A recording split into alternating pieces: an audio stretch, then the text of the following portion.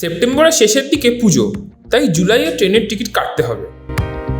কারোর টিকিট কাটার তারিখ পড়েছে আগস্টেও।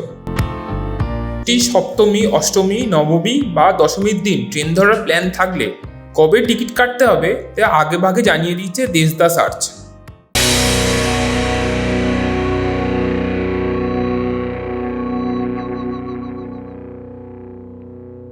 বাঙালির শ্রেষ্ঠ উৎসব দুর্গাপূজা প্রায় এসেই গেছে। দিকে দিকে খুঁটি পুজো হয়ে গেছে, শুরু হয়ে গেছে পুজোর তোড়জোড়। সেই সঙ্গে ঘুরতে যাওয়ার তোড়জোড় শুরু করে ফেলেছেন অনেকে। তো বাঙালিরা দুর্গাপুজোর কয়েকটা দিন নিজের পাড়ার পুজো ছেড়ে অন্য কোথাও ঘুরতে যেতে চান না, কিন্তু অনেকে বড় ছুটি বলতে শুধু পুজোর সময়ই পান, তাই পুজোর সময় ঘুরতে চলে যান।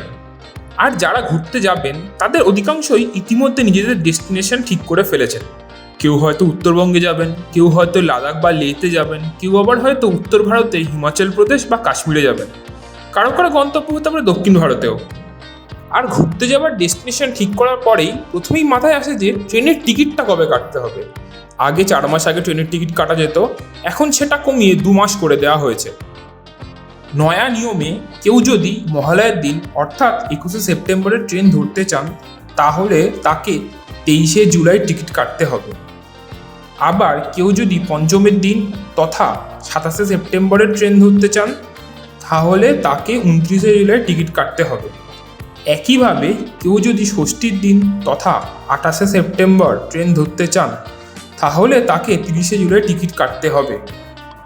ট্রেনের টিকিট কাটার ক্ষেত্রে একটা জিনিস অতি অবশ্যই মাথায় রাখতে হবে, যে তারিখগুলো বলা হলো সেদিন থেকে আসলে ট্রেনের টিকিট কাটার সময় শুরু হবে। যেমন অষ্টমীর দিন কেউ ট্রেন ধরতে চাইলে তিনি 1 আগস্টের আগে ট্রেনের টিকিট কাটতে পারবেন না।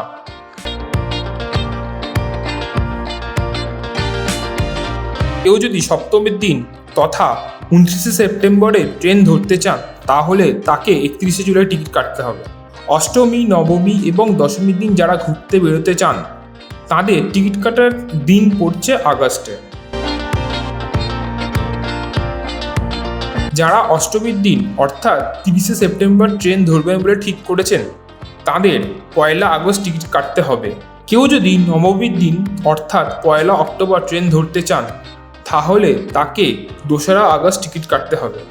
আবার যারা দশমীর দিন তথা 2রা অক্টোবর ট্রেন ধরতে চান তাদের 3 আগস্ট টিকিট কাটতে হবে।